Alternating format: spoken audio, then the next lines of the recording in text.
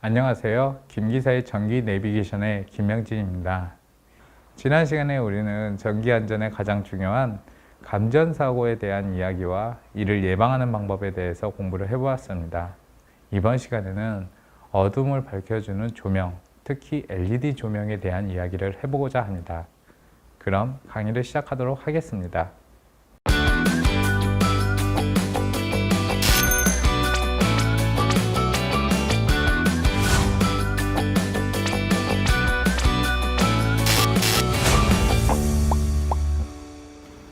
제22강 LED 조명의 특징은 무엇이 있을까요에 대해서 강의를 시작해 보도록 하겠습니다. 우리가 전기를 사용하게 됨으로써 인류 문명은 크게 발달을 하게 되었습니다. 특히 전기를 이용한 조명으로 통해 밤이라고 하는 시간적 한계를 극복하게 됐고, 그로 인해 현대 문명은 더욱 발달하게 되었는데요. 이 조명도 최초에는 백열전구라고 하는 것부터 시작해서 점차 발전하여 형광등, 그리고 현재는 LED 조명이 대세를 이루게 되었고, 이제는 언제 어디서나 쉽게 볼 수 있고 구할 수 있는 조명이 바로 이 LED 조명입니다. LED 조명에 대해서 이제 몇 가지 알아보면은 우리가 LED 조명을 선택할 때의 어떤 판단 기준도 될 수도 있고, 또 시공하는 전기 기술자들도 보다 폭넓은 지식을 통해 고객들한테 이야기를 할 수 있게 될 것 같아서 이번 강의를 준비하게 되었습니다. 먼저 그 LED 조명에 대한 이야기를 하기 전에 이 조명 쪽에 대한 몇 가지 용어를 우리가 알아둘 필요가 있습니다. 그래서 이 세 가지 용어, 광속, 조도, 휘도에 대해서 좀 공부해 볼 필요가 있는데요. 광속이라는 것은 복사 에너지를 눈으로 보았을 때 빛으로 느껴지는 크기를 나타낸 것, 광원으로부터 발산되는 빛 에너지 양이라고 정의가 되어 있습니다. 쉽게 말씀드리면 그냥 그 조명 자체의 밝기라고 보시면 되겠습니다. 즉 광속이 높다는 건 그만큼 더 밝다, 그리고 광속이 낮다는 것은 그만큼 더 어둡다, 이렇게 보면 되고, 기호로는 F를 사용하고, 그리고 단위로는 누멘을 사용하게 됩니다. 네, 이렇게 보시면 되는데, 여기에서 이제 조금 사람들이 헷갈려하는 게 있을 수 있어요. 이 단위 중에 LX를 써서 룩스라고도 표현을 하는 사람이 되는데, 이 룩스라는 것은 정확하게 말씀드리면 광속의 단위가 아니라 조도의 개념입니다. 이 조도에 대해서는 뒤에서 다시 설명했지만은 누멘과 룩스의 개념은 서로 다르기 때문에 이런 것을 꼭 보시고 조명을 구입하시기 바랍니다. 그리고 이 광속이라는 것은 이런 어떤 그 조명에 대한 포괄적으로 그 밝기를 나타내는 단위인 것은 분명하지만은, 예전에 이제 백열전구를 쓰던 시절에는 사람들이 직관적으로 그냥 그 백열전구가 사용하는 소비 전력량을 기준으로서 밝기를 판단했어요. 30W 전구, 60W 전구, 100W 전구, 지금도 뭐 그렇게 이야기하시는 분들이 있어요. 뭐 60W 갖다 주세요. 그러다 보니까 이게 무슨 문제가 생기냐면은, LED 조명도 전기를 사용하기 때문에 소비 전력이라는 개념이 있는데, 백열전구 60W랑 그리고 LED 조명 30W 이렇게 갖다 놓으면은 단순히 60W가 전기를 더 많이 쓰니까 더 밝을 거다 생각하지만은 그게 꼭 그렇지는 않습니다. 그래서 와트를 갖고 서로 이렇게 더 밝기를 비교한다는 것은 동일한 조명에서는 어느 정도 통용이 되지만은 서로 다른 종류의 조명, 즉 백열전구와 LED 조명을 이렇게 다이다이로 비교를 할 때에는 오히려 더 혼돈을 제기할 수 있기 때문에 이를 포괄적으로 밝기를 말하는 단위인 광속을 쓰는 게 맞습니다.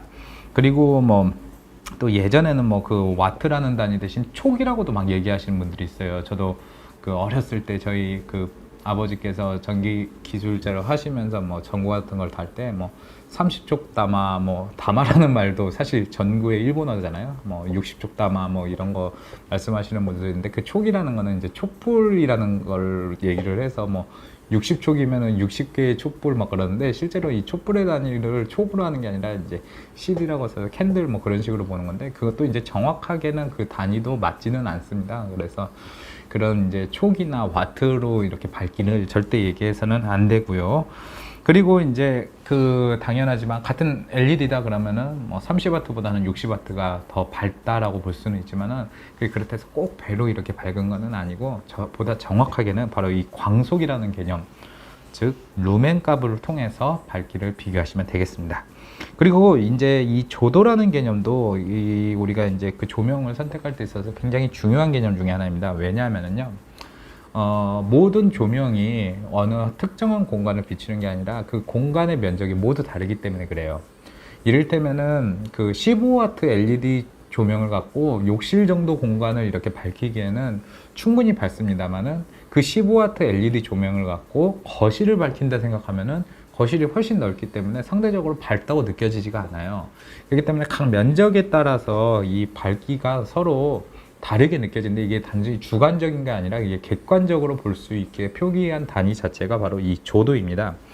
그래서 이 조도에서 사용되는 단위 자체가 바로 LX, 즉 눅수가 되는 거고요. 그래서 여기에서 제가 이제 간단하게 표를 만들었지만은 그 주택 같은 경우에는 뭐 그 이제 가장 밝게 사용하는 곳이 우리가 책을 읽거나 뭐 공부를 하는 곳, 뭐 그런 곳, 그리고 화장, 그리고 요리하는 곳 이런 경우에는 뭐 500룩스부터 1000룩스 정도를 하는 반면에 복도나 화장실 같은 경우는 상대적으로 좀 어두워도 되니까 100에서 200룩스 정도로 이렇게 조명을 맞춰주는 게 좋다. 그럼 룩스를 어떻게 구하느냐? 간단합니다. 루멘 값에서 그 해당되는 면적을 이렇게 나눠주면 됩니다. 근데 여기에서 나눠줄 때 그 단위가 우리가 일반적으로 뭐 아파트나 이런 데 평을 많이 하잖아요. 평이 아니라 제곱미터 개념으로 나눠주면 되는 겁니다. 그러니까 예를 들면은 어떤 조명을 사는데 이게 3300 루멘이다. 그런데 내가 사용하고자 하는 그 공간, 방의 공간이 예를 들면 10평이다. 굉장히 크죠. 10평이면은 한 평당 3.3 제곱미터인데 10평이니까 결국에는 33 제곱미터랑 같죠. 이렇게 되면은 100룩스가 된다. 이렇게 볼 수 있죠. 100룩스면은 사실 방에서 사용하기에는 굉장히 어두운 수준이죠. 그럴 때는 한 이 정도로 맞춰줘야 되니까 이 3300 루멘보다는 33,000 루멘 정도에 되는 조명을 사용하는 것이 좋죠. 이게 조명 박스 같은 걸 보면 루멘을 표기하는 경우도 있고 없는 경우도 있는데 이렇게 조금 이제 고객 입장에서 그래도 애매하면은 그래도 이제 전기 그 조명 같은 걸 많이 설치하는 이런 기술자들한테 물어보시면 그분들은 워낙 경험이 많으시기 때문에 추천하는 조명이 있으면 그걸 다시는 것이 합당하리라 생각합니다. 이 광속과 조도는 결국에는 면적의 개념을 넣었냐 안 넣었냐에 대한 밝기의 차이라면은 휘도라는 개념은 밝기라기보다는 약간 이제 눈이 부시는 정도라고 볼 수 있는데 이게 이제 자체적으로 이런 발광 자체라기보다는 이제 주변의 효과가 있는 거죠. 예를 들면은 우리가 어떤 방을 했는데 이제 그 똑같은 조명을 달았다 하더라도 방의 벽지가 하얀색으로 돼 있냐 아니면 좀 뭐 회색 같이 좀 어두운 색으로 돼 있냐에 따라서도 밝기가 좀 달라질 수밖에 없습니다. 왜냐하면은 하얀색이라는 것은 빛을 반사하고 검은색은 빛을 흡수하는 성질을 갖기 때문에 그렇죠. 그래서 이렇게 주변의 어떤 그 다른 것으로 인해서의 밝기가 달라지기 때문에 그때까지 따지는 개념을 바로 휘도라고 씁니다. 예, 이렇게 세 가지의 단위는 우리가 조명을 이해하는 데 있어서 중요하기 때문에 꼭 알아두시면 좋겠습니다. 앞서 조명에 대한 개념은 일반인들도 알아두고 우리 같은 전기 기술자도 알아둘 필요가 있지만은 그 전기 기술자라면 좀 더 이제 심오한 이론 같은 것도 알아두면 좋겠죠. 그 대표적인 개념이 실지수라는 개념인데요. 이 실지수라는 것은 그 다른 말로 하면 방지수라고도 합니다. 이게 뭐냐? 그러니까 자기가 어떤 그 조명을 달고자 하는 공간에 지수를 만든 겁니다. 수치화를 시킨 겁니다.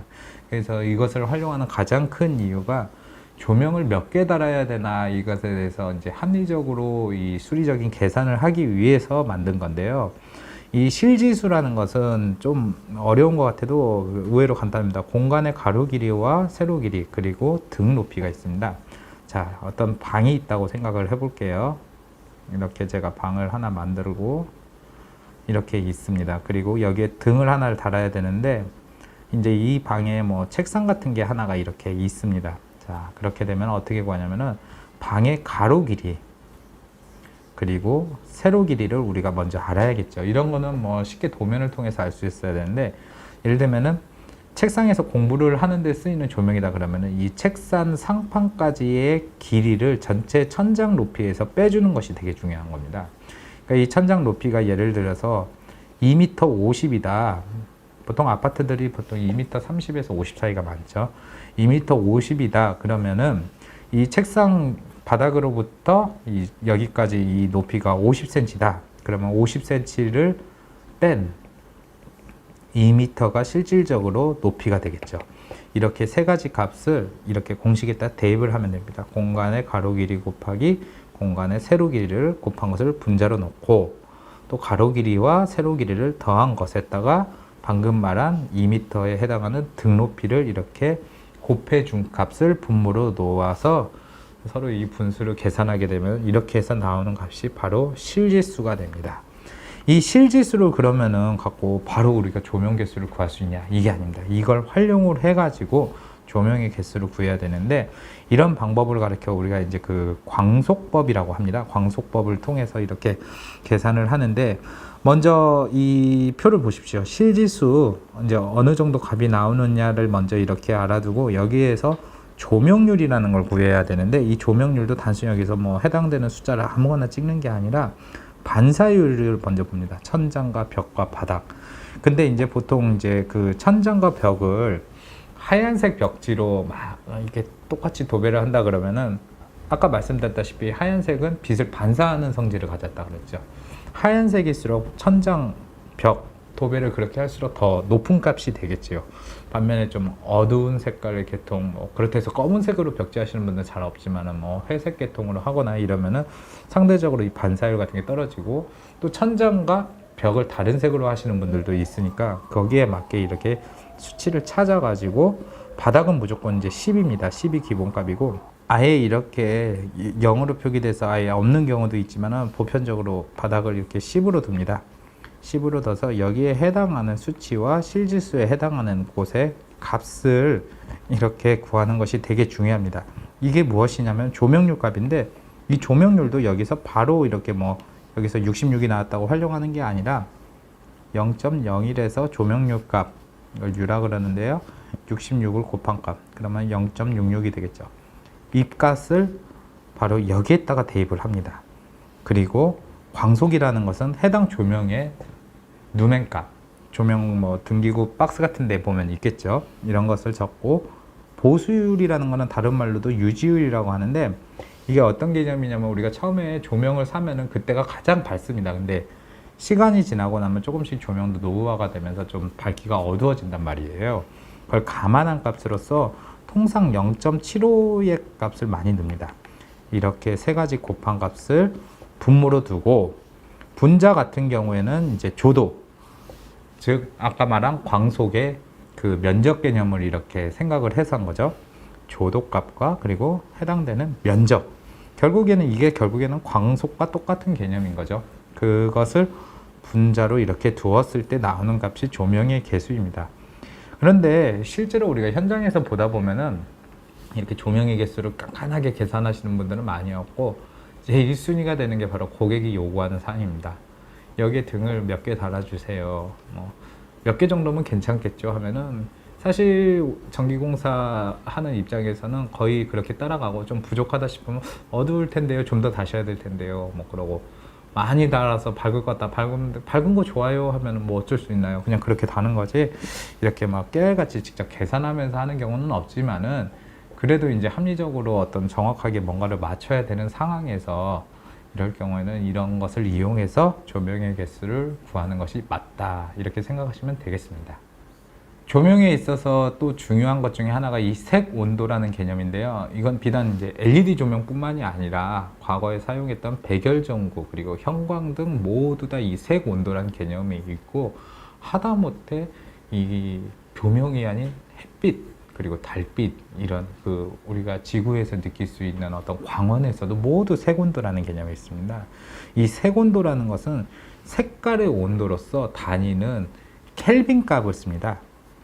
대문자로 K를 쓰는데, 이걸 이제 현장에서 보면 많은 사람들이 K라는 걸 보고 그냥 키로라고 생각을 해요. 그래서 뭐 몇 킬로짜리 뭐 조명을 달아달라 뭐 이렇게 뭐 좀 아시는 것 같은데 정확하게는 모르시는 고객분들이 있는데, 정확하게는 켈빈이라는 단위를 사용하고 대문자 K고, 이게 소문자 K로 안 쓰는 이유가 소문자 K가 바로 키로이기 때문입니다. 이거는 우리 기술자라고 반드시 아셔야 되고요. 그리고 또 한 가지, 이 색 온도가 높으면 높을수록 하얀색 계통에 가깝다 못해 파란색 쪽으로 가게 됩니다. 역으로 이 조명의 색 온도가 낮으면 낮을수록 노랗다 못해 빨간색 쪽으로 가게 됩니다. 그래서 색 온도가 높은 조명일수록 파란 느낌이 들고 색 온도가 낮은 제품 그 조명일수록 붉은 느낌이 됩니다. 그래서 통상 우리가 사용하는 조명들은 바로 이 정도 기준에 많이 있습니다. 3000에서 8000 사이. 그래서 보통 흰색이라고 느껴지는 걸 주광색이라 하거든요. 주광색 정도가 한 이 정도에 있는데, 여기서 또 사람들이 많이 헷갈려 하는 게 이 주광색이라는 단어가 마치 주황색과 비슷하다 보니까 오렌지라고 생각을 해서 좀 불그스름한 빛깔로 생각하시는 분들이 많습니다. 근데 이 주광이라는 거는 한자로 낮주자에 딱 빛광해서, 즉 한낮의 햇빛과 같이 하얀색이다 해서 주광색인 거고요. 실제로 우리가 생각하는 주황색 계통의 빛깔은 전구색에 가깝습니다. 그래서 이런 거 같은 경우는 확실하게 우리가 좀 구분을 할 수 있어야 됩니다. 왜냐하면은 대다수 조명에는 자신의 색 온도까지는 표기는 안 하더라도 색상은 확실하게 표기를 하거든요. 그래서 전구색과 주광색 차이는 반드시 알아두시고요. 그 중간으로 온백색과 주백색이 있는데, 보통 이제 3000 켈빈에서 5700 가브인데, 이것도 통상 우리 현장에서 보면은 4000K라는 이름, 정확하게 말하면 4000 켈빈이겠죠. 이 4000K라는 이름으로서 이렇게 판매를 많이 하고 있습니다. 예, 그래서 전구색도 뭐 2700 켈빈에서 3000 켈빈, 그리고 주광색 같은 경우 5700에서 7100 켈빈인데, 통상 제가 많이 봤을 때는 한 6500 켈빈 값 정도가 가장 널리 많이 쓰이는 것 같더라고요. 근데 이게 이제 이런 경우가 있어요. 처음에 LED 조명이 나왔을 때는 LED가 무조건 환하다는 느낌을 주고자 이 켈빈 값을 좀 높여서 많이 나왔습니다. 이 주광색인데도 8000 켈빈 값 막 이런 식으로 놓다 보니까 그냥 하얀색이 아니라 이제 푸르스름한 빛깔의 하얀색이 뜨고, 그로 인해서 이제 사람들이 LED 조명에 대해서 갖게 된 느낌이, 와, 하나다와 동시에 뭔가 머리가 아픈 것 같아, 어지러운 것 같아, 눈이 이렇게 너무 부셔, 막 이런 얘기를 많이 하게 되는데, 그게 바로 블루라이트라고 하는 것 때문에 그렇습니다. 이 블루라이트라는 거는 6700 켈빈 값 이상의 색온도에서 감지되는 그 380에서 500 나노미터 사이의 어떤 파장, 그러니까 이게 우리 눈으로는 잘 못 느끼겠지만 그런 푸른 기운이 감도는 그런 기운의 빛이라고 생각하시면 될 것 같아요. 근데 이게 문제가 뭐냐면은 단순히 이게 뭐 눈이 좀 부시다, 좀 뭔가 머리가 아프다 이런 것 뿐만이 아니라 이 눈의 피로를 지속적으로 주기 때문에 시력 저하나, 그리고 안구 건조증, 그러니까 눈물이 잘 안 나오는 그런 병을 말하죠. 이런 것도 있고, 특히 이제 우리가 자주 사용하는 스마트폰이나 같은 이런 그 모바일 디바이스 같은 경우에도 이 LED를 통해서 이 블루라이트가 많이 생겨서 이로 인해서 뭐 거북목 같은 어떤 그 인체에 무리도 가는 것도 있지만은 시력 저하에도 많이 있고, 그래서 젊은 나이에 난시를 갖는 사람들도 많은 것도 이런 블루라이트가 한 원인이 되고 있습니다. 특히 이 블루라이트를 자주 쬐고 나서는 사람이 잠을 잘 때 숙면을 취하지 못하기 때문에 보통 자기 전에 2시간 정도는 스마트폰을 보지 말라 하는 이유도 다 그런 이유 때문에 그렇다고 합니다. 이제 LED 조명에 대해서 이야기를 좀 더 해보겠는데요. 과거에서부터 이렇게 조명이 계속 진화하면서 지금은 LED 조명으로 안착이 돼 있는데, LED 조명이 뭐 모든 것 장점만 가진 게 아니라 단점도 있을 수 있겠고, 그리고 충분히 장점이 있으니까 이렇게 많은 곳에서 활용하는 대중화를 갖게 된 것도 있겠죠. 먼저 장점, 역시 LED 조명하면은 일반인들도 많이 합니다. 전력 소비가 적습니다. 앞서 말씀드렸다시피 백열전구로 60W짜리보다 LED로 30W가 더 밝아요. 즉 소비 전력 자체는 적은데 더 밝게 쓴다. 이것만으로도 벌써 전력 소비가 적다는 것이 느껴지고요. 수명이 깁니다. 대표적인 게 형광등 같은 경우에는 보통 통상 수명 6개월 정도 보는데, 이것도 날씨에 따라서 좀 변화가 있어요. 그래서 더 짧을 수도 있고 더 길 수도 있고, 그런데 LED 조명 같은 경우는 특별하게 뭐 어떤 정기적인 문제가 생기지 않는 한 보통 3년 그리고 5년 이렇게 쓸 수 있는 것도 있어서 전반적으로 수명이 형광등에 비해서도 길고, 형광등은 당연하지만 백열전구보다도 길기 때문에 과거에 나왔던 그 조명보다도 LED 조명의 월등히 수명도 길다. 벌써 여기에서부터 LED 조명의 뭐 장점은 거의 다 설명이 된 것 같아요. 전기를 조금 쓰면서도 수명이 길다. 이것만으로도 고객 입장에서는 굉장히 메리트를 느낄 수 있죠. 그리고 열 발생이 적다는 거는 그 소비 전력이 적다는 것과도 밀접한 관계가 있습니다. 결국 소비 전력이 높다는 것, 전력을 많이 쓴다는 건 그만큼 전류가 많이 흐르고 주일열로 인해서 열이 많이 발생해서 열 손실이 많이 일어난다고 볼 수 있는데, LED는 상대적으로 그 전력 소비가 적다 보니까 열 발생이 적은데, 이게 어떤 장점이 있느냐, 일단은 그 백열전구 같은 데에서 아래에서 뭘 하시는 분들은 느끼는 게, 괜히 나도 모르게 뜨끈한 느낌이 들어 하는 게, 이 자체 전구 자체에서도 열을 굉장히 발생하거든요. 그로 인해서 뭐 여름철 같은 경우에 뭐 좀 냉방기 같은 걸 좀 더 가동시켜야 하는 문제도 생길 수 있고, 궁극적으로 제가 전구를 싫어하는 이유 중에 하나가, 전구를 교체할 때 스위치를 끄고 바로 교체를 해서는 안 돼요. 왜냐하면 굉장히 뜨겁기 때문에 별 생각 없이 손을 댔다가는 화상을 입을 수 있거든요. 그래서 시간이 충분히 지나거나 아니면은 장갑을 끼고 교체를 해야 되거나. 근데 LED 조명 같은 경우에는 그럴 필요가 없다는 점도 장점이 되고, 벌레들이 잘 모여들지 않는다는 것도 이게 약간 좀 제품마다 다르기는 하는데, 이 벌레들이 조명에, 특히 여름철 같은 경우에는 많이 모여들잖아요. 그게 이제 벌레들이 그 빛을 보고 환해서 좋다는 게 아니라, 빛에서 나오는 파장 자체가 벌레들이 좋아하는 파장이기 때문에 그렇다고 합니다. 근데 이 LED 조명 같은 경우는 상대적으로 그런 파장이 아닌 파장을 내보내기 때문에 벌레들이 특별하게 어떤 유인할 만한 그런 요소가 적어서 상대적으로 잘 모여들지는 않는답니다. 그래도 모여들기는 한다고는 하는데, 기존에 있던 전구나 형광등에 비해서는 확실히 덜하다 볼 수 있고요.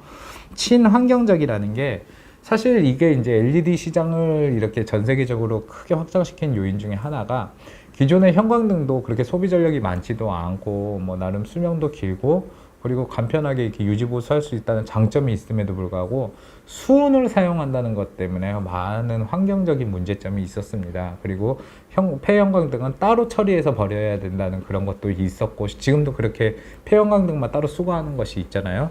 그랬는데 이 LED 같은 경우에는 그에 비해서 그 환경을 오염시키는 그 물질도 굉장히 적고, 또 이를 제조하는 과정에서도 환경 오염도 덜하기 때문에 친환경적입니다.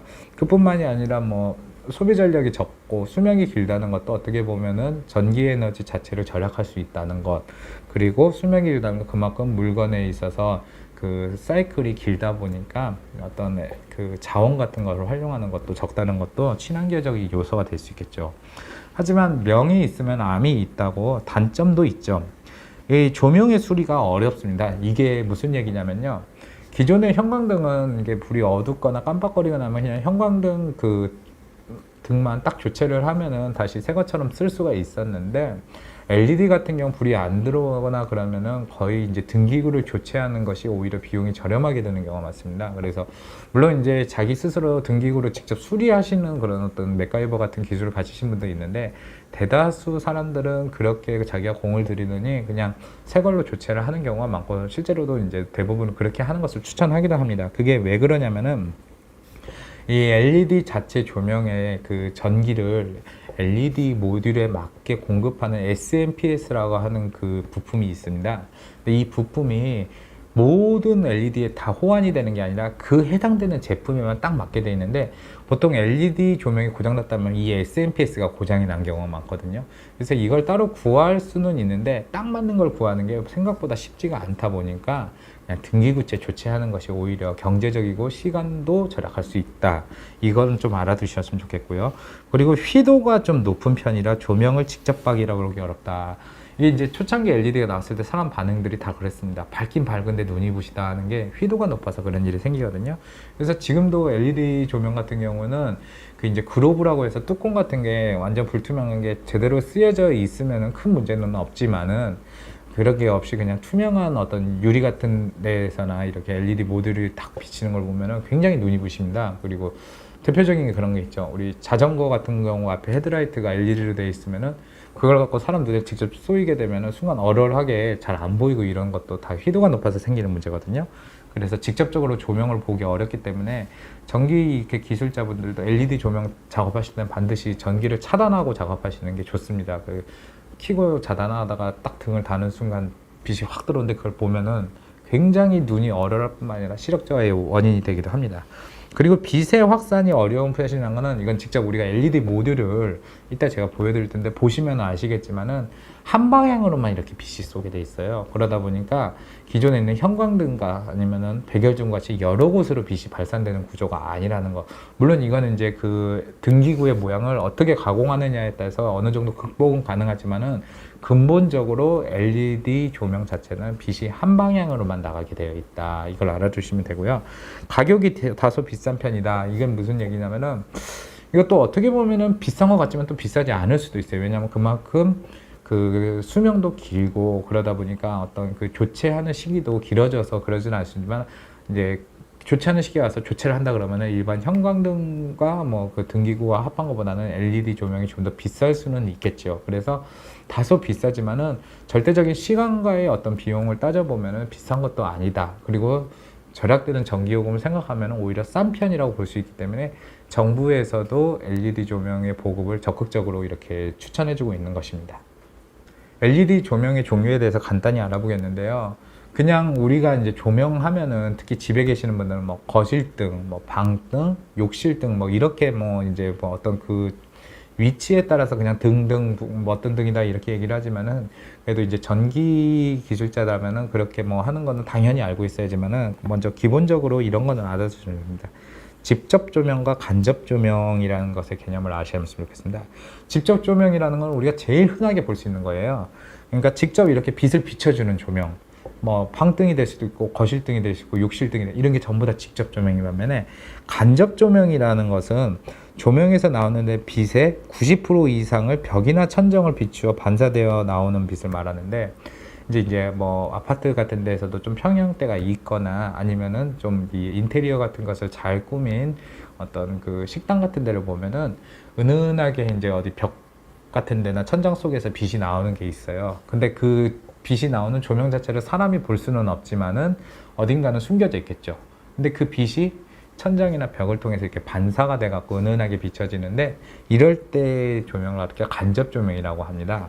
당연하지만은 직접 조명은 실제 조명의 역할을 하는 거라면 간접 조명은 인테리어 효과를 주기 위해서 많이 활용하는 거지 간접 조명만 갖고는 어떤 생활하는 데는 오히려 좀 어둡어서 불편할 수도 있다는 점 알아두시면 되겠고요. 그리고 이제 뭐 직부등, 매입등, 펜던트 이거는 이제 등을 어떤 형식으로 다냐 이런 건데 우리가 보고 있는 뭐 방등, 거실등, 욕실등 이런 거는 거의 직부등류입니다. 그러니까 이거 직접 이렇게 천장에 부착하는 방식을 가리켜 이제 직부등이라 하고요. 그와 달리 이제 벽에다 붙이는 거. 예전에 지어진 아파트 같은 경우에는 베란다 벽에다가 이렇게 등을 달리는데 이런 거는 벽부등이라고 합니다. 그와 직부등, 벽부등보도 직접적으로 이렇게 붙이는 거라면 매입등이라는 거는 등을 달기는 다는데 붙이는 방식이 아니라 어디 구멍을 뚫어서 가지고 거기에다가 등을 다는 방식입니다. 그래가지고 이제 그 뭐 아파트나 인테리어 잘 된 집 같은 경우를 보면은 메인 거실등이 있고 주변에 이렇게 딱 보면 구멍에 있어 동글동글한 등 같은 게 달려 있는데 그게 등이 튀어나오고 있지 않고 그 구멍 속에 쏙 들어간 느낌이잖아요. 그걸 갖다 이제 매입등이라고 그러고 영어로는 다운라이팅이라고 많이 하거든요. 이제 그런 식으로의 차이가 있습니다. 그리고 펜던트라는 거는 보통 이제 그 식탁 같은 데 줄로 이렇게 매달려 있는 등 많이 쓰잖아요. 좀 분위기도 내면서 음식물 같은 것을 돋보이기 위해서 일부러 등을 좀 아래로 낮추는데 이렇게 줄이 달려 있는 등을 가리켜 펜던트 등이라고 합니다. LED 조명에 대한 이야기를 해보았으면 이제 조금 더 세분화해서 LED 전구에 대한 이야기를 해보겠습니다.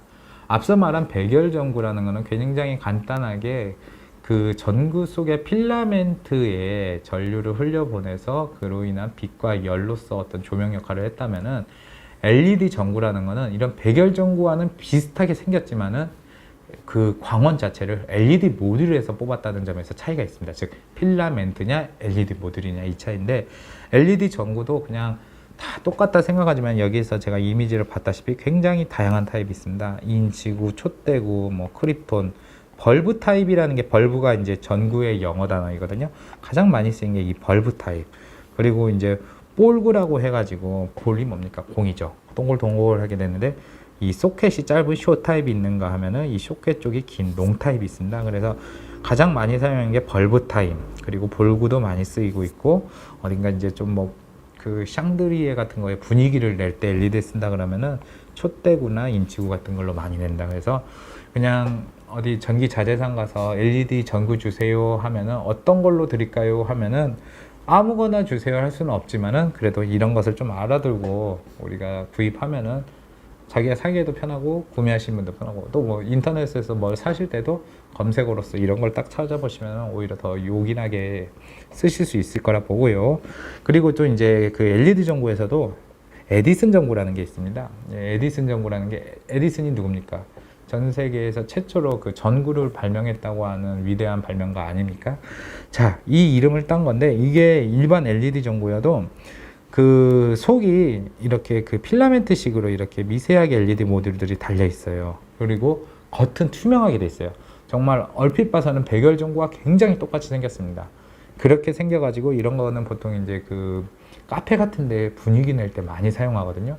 그런데 이거는 굉장히 전기 소비가 적습니다. 보통 이제 LED 전구 같은 경우에가 뭐 12W, 15W 이 정도 쓴다면은 LED 전구 중에서도 에디슨 전구 같은 경우 4W, 5W 정도밖에 안 써요.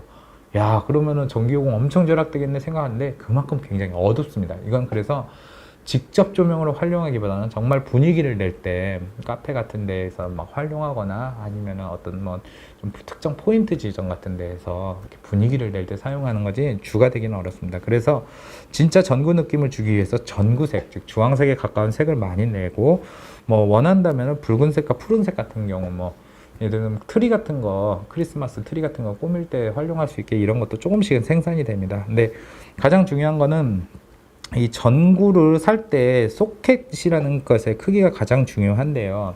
이게 뭐 그런 분들이 있을 거예요. 내가 전구를 딱 싸서 여기다 끼면 될 것 같아. 근데 안 맞아. 헛돌아. 아니면은 안 들어가. 이게 소켓 크기가 서로 다르기 때문에 그러는데요. 우리나라의 표준 소켓 크기는 26mm 그리고 이보다 좀 작으면 17mm가 있습니다. 이 두 가지는 꼭 기억하고요. 이것에 대한 단위가 영어 알파벳 대문자로 2로 씁니다. 그래서 전구 그 박스 같은 데 보면은 226, 217 이런 식으로 써 있는 게 있는데 이게 바로 이 소켓 규격입니다.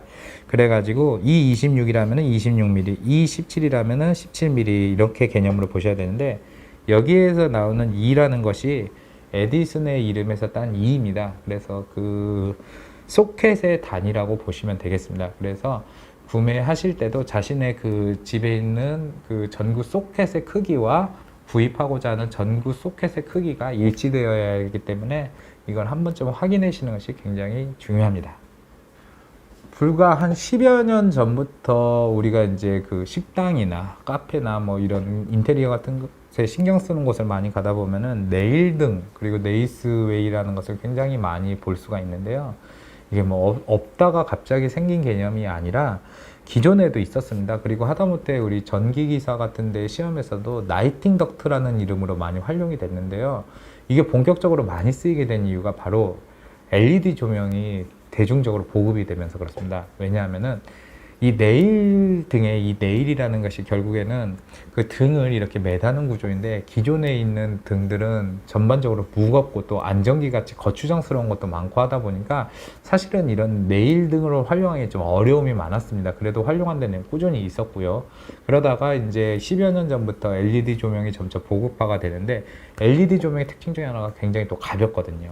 그러다 보니까 이 네일이 그 정도 무게는 충분히 버틸 수 있게 되다 보니까 여기저기에서 많이 쓰고 또 쓰다 보니까 굉장히 또 예쁘고 잘 어울리고 그러다 보니 집에 따라 다는 경우도 있고 저도 저희 집 주방에다가는 그 없던 네일 등을 제가 직접 시공을 해서 달았습니다. 그렇게 많이 활용하는 이유가 일단은 보기에도 좋고 또 등의 위치 같은 것도 쉽게 바꿀 수도 있고 해서 많이 이렇게 선호를 하게 됐습니다. 그런데 개인적인 경험이지만 이렇게 처음에 네일등을 딱 이렇게 달고 나면은 사람들이 옮길 수도 있고 좋네 하지만은 안 바꾸시더라고요.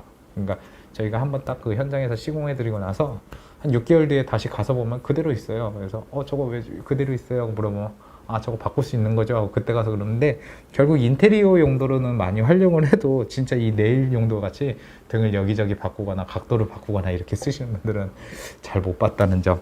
예, 어쨌든 네일 등은 뭐 이렇게 사진으로 보시면 아시겠지만은 이런 식으로 시공이 되어 있는 겁니다. 그래서 각도나 위치 조정이 용이하고 뭐 이런 목적으로 단다고는 하지만은 실제로는 그 자체가 예쁘고 잘 어울리니까 많이 다는 겁니다. 그런데 이제 최근에는 네이스웨이를 많이 활용하게 되는데, 이 네이스웨이는 네일을 바로 이렇게 천정에 다는 게 아니라 천정에서 어떤 그 강철로 된 구조물, 이것을 바닥으로 좀 내려놓고 거기에다 네일을 다는 겁니다.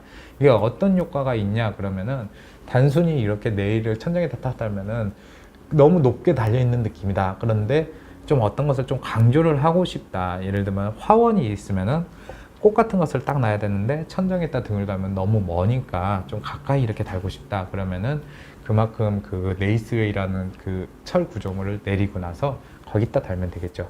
당연하지만은 네일 다는 것보다 네이스웨이라는 게 어렵습니다. 앙카 같은 걸로 천정에서부터 시공을 해야 되는 것도 있지만은, 네이스웨이나 네일 모두 다 그 그라인더를 이용해서 절단을 해야 하기 때문에 숙련된 기술자가 아니고서는 잘못하면 큰 부상을 입을 수 있기 때문에 이런 건 좀 조심해야 됩니다.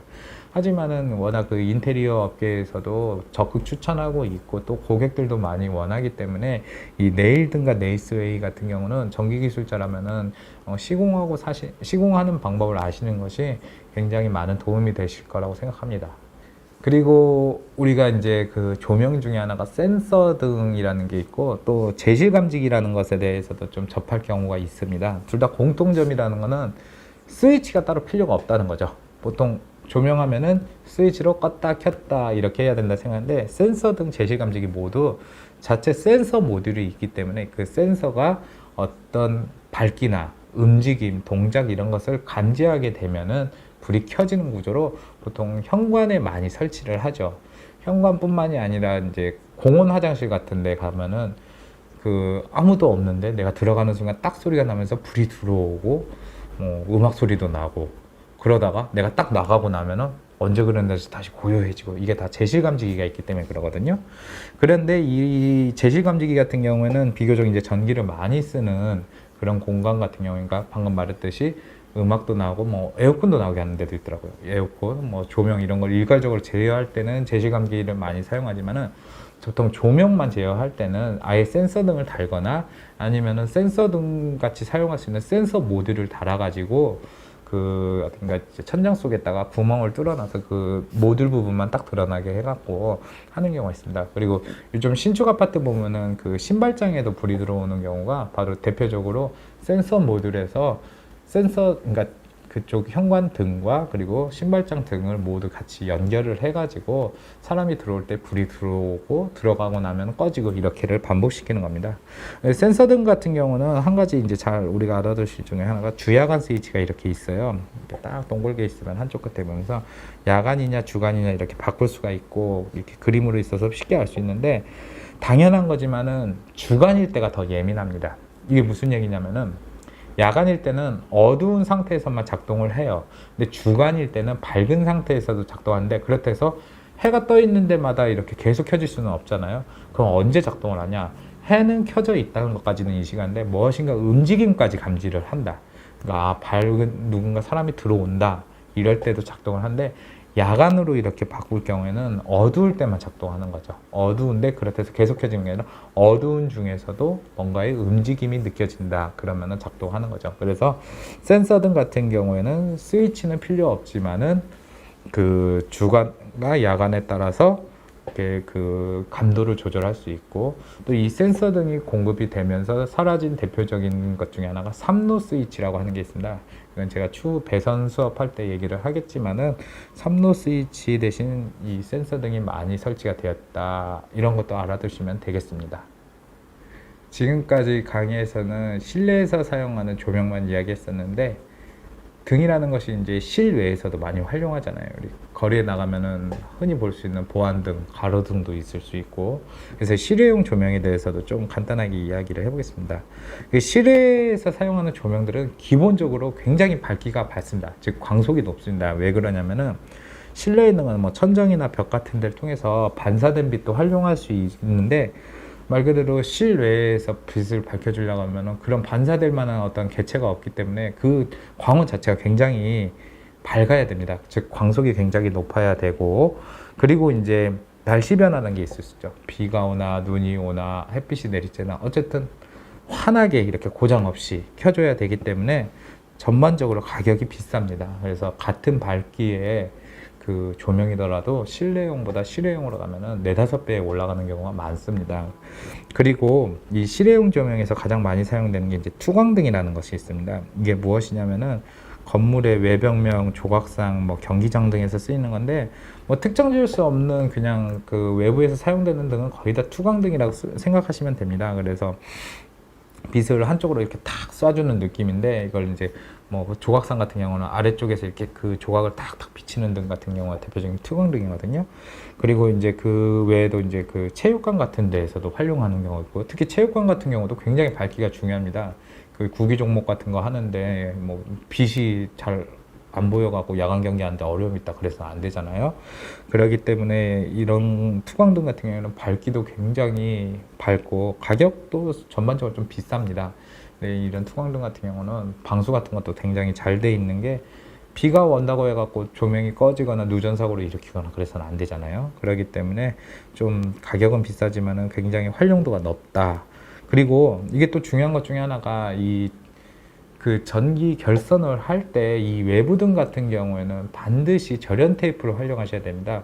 최근에는 이제 원터치 커넥터로 해서 쉽게 이렇게 등을 결선할 수 있게 만든 경우가 많은데, 실내에서는 괜찮아요. 근데 이제 실외 같은 경우는 아까 말했듯이 비가 오나 눈이 오나 햇빛이 많이 쬐나 이런 경우에도 문제없이 사용할 수 있게 만들어야 하기 때문에 꼼꼼하게 절연 테이프로 마감하는 것이 우리 기술자들한테 굉장히 필요합니다.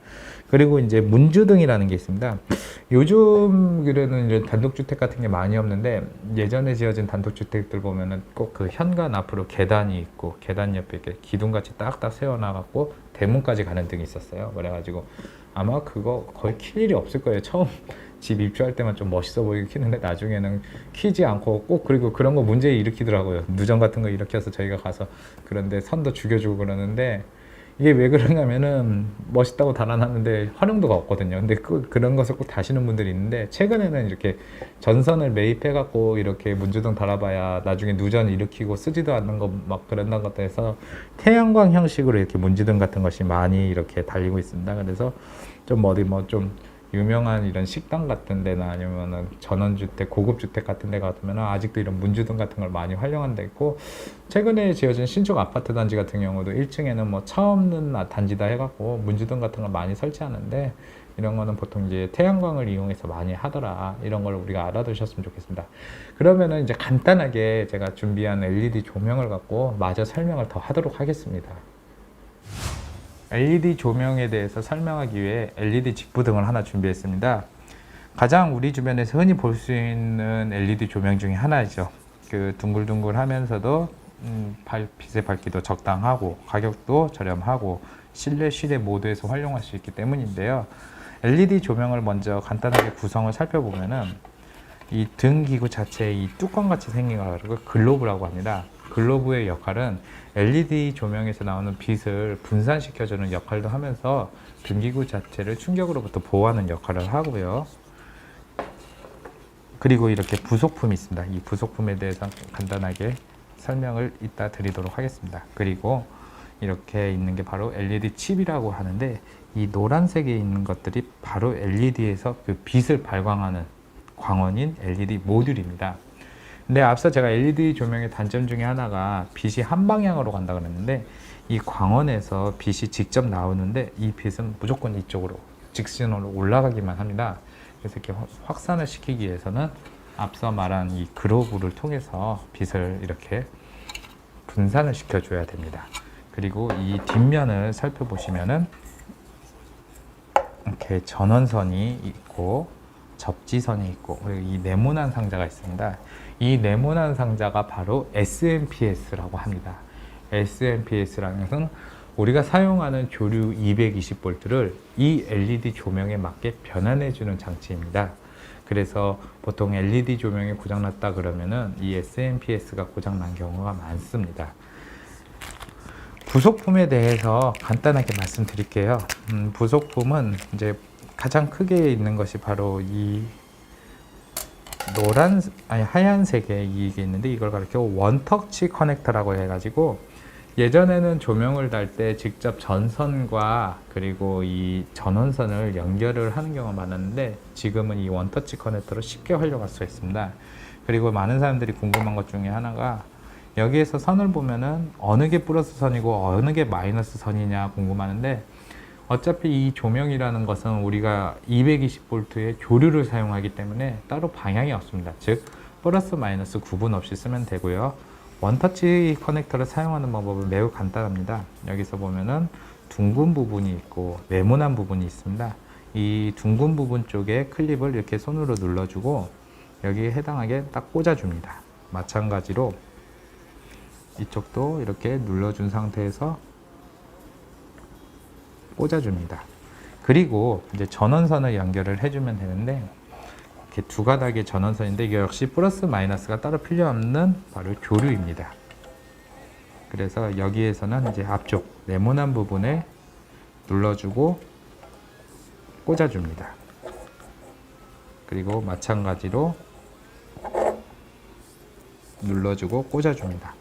자, 여기에서 우리가 이제 궁금한 점 중에 하나가 이 녹색 선은 접지선인데 접지선 어디에 물릴까요?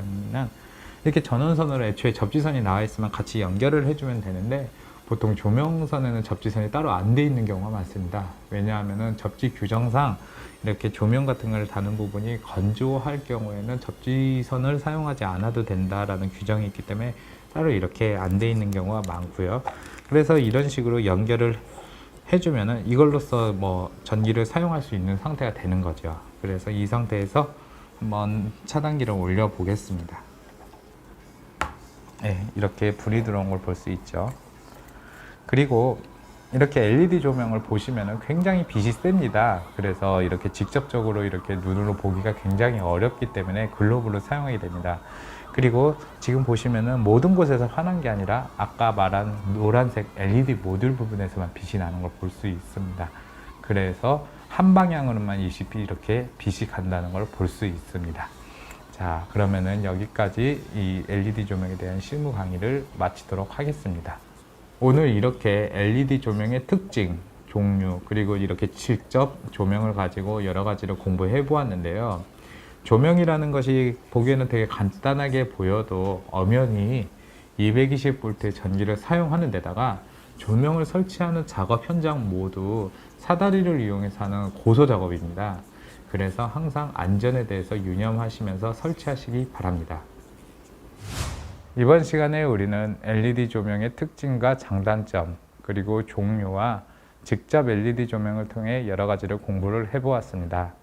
다음 강의에서는 전기 관련된 직업이 무엇이 있는지 알아보는 시간을 갖도록 하겠습니다. 그럼 다음 강의에서 뵙도록 하겠습니다.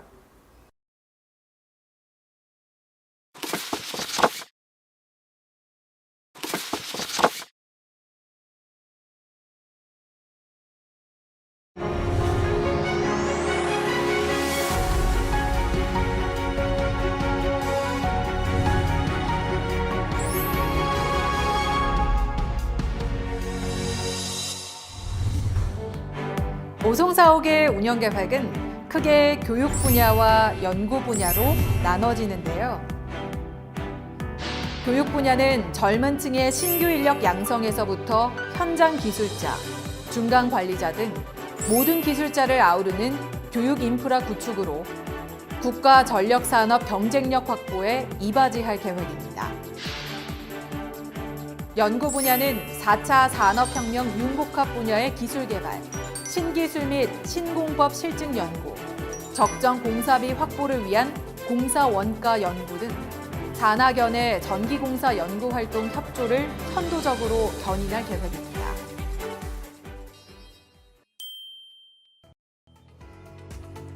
생명처럼 소중한 안전의 가치를 바탕으로 전기공사인의 삶과 함께해온 한국전기공사협회 안전기술원은 현장에 한 번 더, 기업과 한 발 더, 현장 중심의 사고와 기업의 눈높이로 늘 가까이에 있겠습니다.